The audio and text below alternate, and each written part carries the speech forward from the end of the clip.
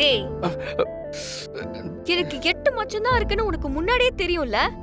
தெரிஞ்சுக்கிட்டே வந்து என்கிட்டயே விளையாடுற பாத்தியா? உண்மையை சொல்லு. எனக்கு 8 மச்சம் இருக்குன்னு உனக்கு முன்னாடியே தெரியும்ல. தெரியும். அட பாவி, 8 மச்சம் இருக்குன்னு என்னைய சொல்ல வச்சு ஏன் வாயாலே அது எங்க இருக்குன்னு சொல்ல வைக்கணும்னு நினைச்ச பாத்தியா?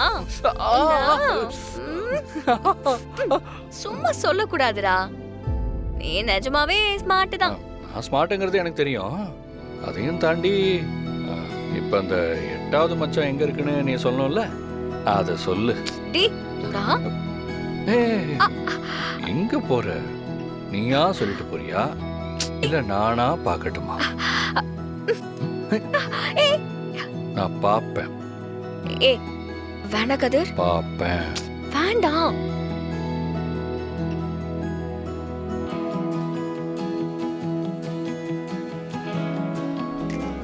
சித்தப்பா, எல்லா கணக்கு வழக்கும் ஓகே. ஆனா ஒரு 3 அக்கவுண்ட் மட்டும் இடிக்குதே. ஆசிரமத்து அக்கவுண்ட், காளிமுத்து டிரைவர் அக்கவுண்ட், அப்புறம் நர்ஸ் நான்சி அக்கவுண்ட். இந்த 3 அக்கவுண்ட்டுக்கும் மாசம் மாசம் நம்ம கணக்குல இருந்து பணம் போயிட்டே இருக்கு. யார் அவங்க? ஏமா, காளிமுத்துனா யாருமா? உங்க அப்பாவுக்கு டிரைவரா இருந்தார்ல, அவர் தாண்டா காளிமுத்து. ஓ, நம்ம காளிமுத்தானா? நான் மறந்தே போயிட்டேன் பாரு. ஆமாம்மா, இப்ப அவர் என்ன பண்ணிக்கிட்டு இருக்காரு? அவருக்கு கண்ணுல பிரச்சனைப்பா, அதனால வேலையை விட்டு நின்னுட்டாரு. உங்க தாத்தா அப்பா காலத்துல இருந்து அவரு நம்ம குடும்பத்துக்காகவே உழைச்சிருக்காரு. ரொம்ப விசுவாசமானவரு. அவருக்கு கண் ஆபரேஷன் பண்ணதுனால குடும்ப செலவுக்காக மாசம் பென்ஷன் மாதிரி நம்ம வீட்ல இருந்து போயிட்டு இருக்கு. அப்போ அந்த ஆசிரமத்து கணக்கு, நர்ஸ் நான்சி கணக்கு, இது ரெண்டும்? அத பத்தி எல்லாம் எனக்கு எதுவும் தெரியாதுமா. அதெல்லாம் ரகுவுக்கு தான் தெரியும்.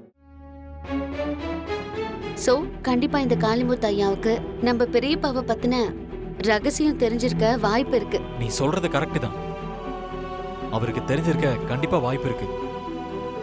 தாத்தா காலத்துல இருந்து ரகுரா மாமா வரைக்குமே அவங்க எந்த இடத்துக்கு போனாலும் வந்தாலும் அவர் தான் கூடவே இருப்பாரு. இவருக்கு அந்த ரகசியம் கண்டிப்பா தெரிஞ்சிருக்கும்.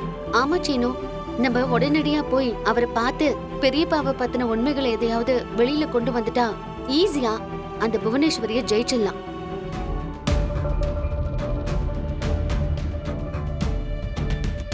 சீனு, என்ன யோசனை பண்ற? அவரோட அட்ரஸ் உனக்கு தெரியுமா? ஏன் தெரியாது? நம்ம பக்கத்து ஊர்ல 6வது தெருவுல தான் அவர் வீடே இருக்கு. நான் சின்ன வயசுல அடிக்கடி அவர் வீட்டுக்கு போயிருக்கேன். பக்கத்து ஊர்ல 6வது தெரு? மாயா, நம்ம நேரா போய் அந்த காளிமுத்து ஐயாவை பார்த்து அந்த ரகசியம் என்னங்கறத உடனடியா தெரிஞ்சுக்கலாம். சீனு, இந்த விஷயம் நம்ம 2 பேரை தவிர வேற யாருக்கும் தெரியக்கூடாது. நம்ம வீட்ல இருக்கிறவங்களுக்கு கூட தெரியக்கூடாது. தனாவுக்கும் கதிர்க்கும் நான் இன்ஃபார்ம் பண்ணிடுறேன். அப்புறமா நம்ம எல்லாரும் போய் பார்க்கலாம். ஓ, வீட்ல இருக்கிறவங்களுக்கு கூட தெரியக்கூடாதா? அதான் எனக்கு தெரிஞ்சு போச்சேடி. இந்த பிளானையும் நீ எப்படி சக்சஸ் பண்றேன்னு நானும் பாக்குறேன்.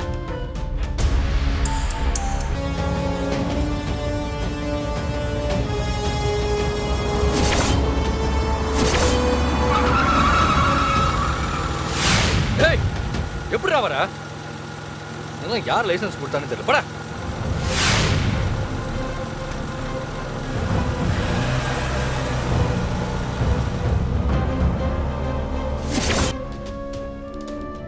மாயா, இதுதான் நம்ம தாத்தா. அவரோட போட்டோவை வீட்ல பத்திரப்படுத்தி வச்சிருக்காருன்னா அவர் எவ்வளவு பெரிய விசுவாசியா இருப்பாருன்னு பாத்துக்கோங்க. நீ சொல்றது உண்மைதான் சீனு.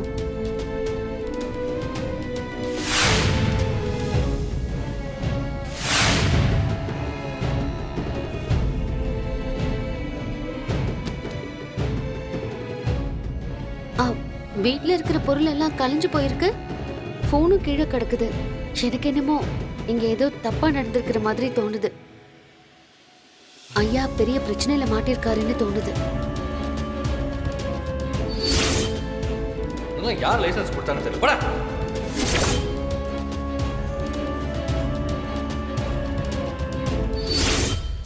மாயா, நீங்கெல்லாம் ஒரு விஷயத்தை நோட் பண்ணீங்களான்னு எனக்கு தெரியல.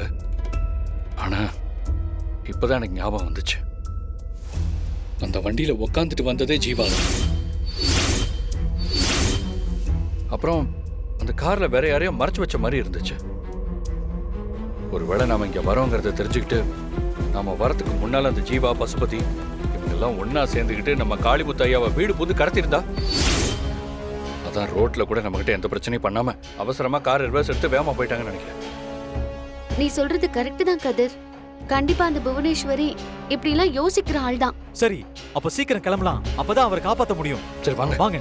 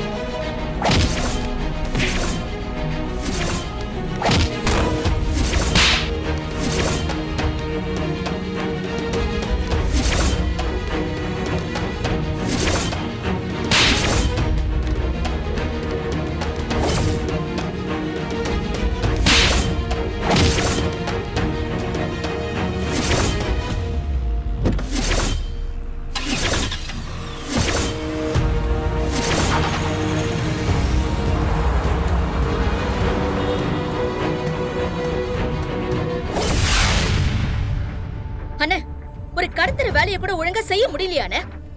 இந்நேரம் அந்த காளிமுத்துவை தூக்கிட்டு வந்திருந்தா அவங்களுக்கு முன்னாடியே அந்த ரகசியத்தை நாம தெரிஞ்சிருக்கலாமே. இந்நேரம் அந்த காளிமுத்து அவங்க 4 பேர்கிட்டயும் அந்த ரகசியத்தை சொல்லி இருந்தா அந்த மாயாவுக்கு கொஞ்சம் விஷயம் தெரிஞ்சாலே ரொம்ப ஆடுவா. இப்போ முழு விஷயத்தையும் தெரிஞ்சுக்கிட்டா அவ்வளவுதான். போச்சு போச்சு. அந்த குடும்பத்தை உடைக்கிறதுக்கு காளிமுத்து மூலமா ஒரு நல்ல வாய்ப்பு கிடைச்சது. அதுவும் இப்ப போச்சு. அம்மா, எதுக்குமா அவ்வளோ டென்ஷன் ஆகுற? அதான் அந்த சீனுவோட உடம்புல ஒரு சிப்பு வச்சிருக்கோம்ல, அதை வச்சு அவன் எங்க போறான்னு கண்டுபிடிச்சிடலாமே. ரகுராம் பெரியப்பாவோட குடும்பமான நாங்க எல்லாருமே இப்ப அவரை காப்பாத்த முடியாம ரொம்ப பெரிய சிக்கல்ல இருக்கோம். பஞ்சாயத்து நடக்க ஒரு சில நாட்கள் தான் இருக்கு. பெரியப்பா எந்த தப்பும் பண்ணிருக்க மாட்டாருன்னு எங்களுக்கு நல்லாவே தெரியும். ஆனா அவரு நிரபராதி அப்படின்னு நிரூபிக்கிறதுக்கு எங்க கிட்ட எந்த ஆதாரமும் இல்ல. அதனால பெரியப்பாவை பத்தி முழுசா தெரிஞ்ச உங்களாலதான் எங்களுக்கு உதவி செய்ய முடியும். தயவு செஞ்சு எங்களுக்கு உதவி பண்ணுங்க ஐயா. ஐயா, அவர் மேல இவ்ளோ பெரிய பழி சுமத்துனதுக்கு அப்புறமும் கூட இப்ப வரைக்கும் அவர் எதுவுமே சொல்லாம அமைதியா இருக்காரு.